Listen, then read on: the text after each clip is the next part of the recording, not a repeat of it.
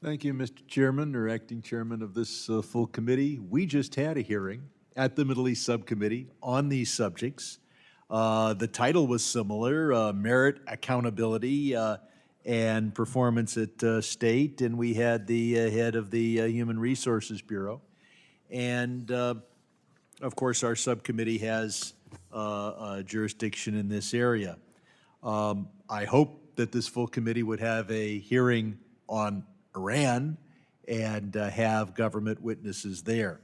I pointed out at that hearing that the State Department needs people with business backgrounds, MBAs, CPAs, and rarely hires them because you've got to manage the State Department itself and you have to deal with business and trade issues. Our witness today is the counterpoint to my comments, not only an MBA, but a degree in accounting. I hope you're not rare at the State Department, but I believe you are. We discussed how the Foreign Service is privileged over the Civil Service with regard to U.S. Positions. And we particularly discussed how while in private enterprise, the most valuable asset is your employees, we went in and doged a bunch of employees at the State Department, but we didn't fire people based on who was a good performer. We fired them based on what position they happened to have that particular day, and of course, a lot of people rotate in the State Department. It's kind of like musical chairs as to where you sit. If you happen to sit in the wrong place, you were fired, no matter how good a performer you were. So our hearing dealt with a lot of important issues, and those who are focused on this hearing may want to look at the transcript of that.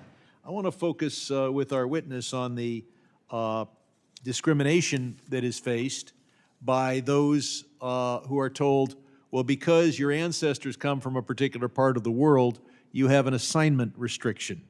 Now, I can understand an assignment restriction if, you know, your father is in jail in a particular country for political reasons, and that's a pressure point that could be used against you. But what I can't understand is why we would not use the valuable linguistic and cultural knowledge that the American population provides. We still have people who are suffering under these restrictions, who have top secret security clearances. So they're trusted with the most valuable information, just not about the part of the world that they actually know something about or have a linguistic and cultural knowledge of. Do we still restrict people based on their ethnic heritage as to where they can work and what issues they can work on? Oh, thank you for that question. We currently do not have blanket restrictions as you're describing. What we do is we assess each individual based on where they wish to be assigned. So we don't have a blanket like this. It's not blanket, but I've talked to quite a number of people who said, well, my parents or grandparents are from East Asia, so they won't let me work on East Asia. Do you still have that situation? It is much deeper than that. We do a full assessment of the officer and of their family connections to make sure that there is nothing that would compromise them if they were to focus on that. Is there anyone who doesn't have relatives in a country that might be oppressed who is told that they can't work on particular issues?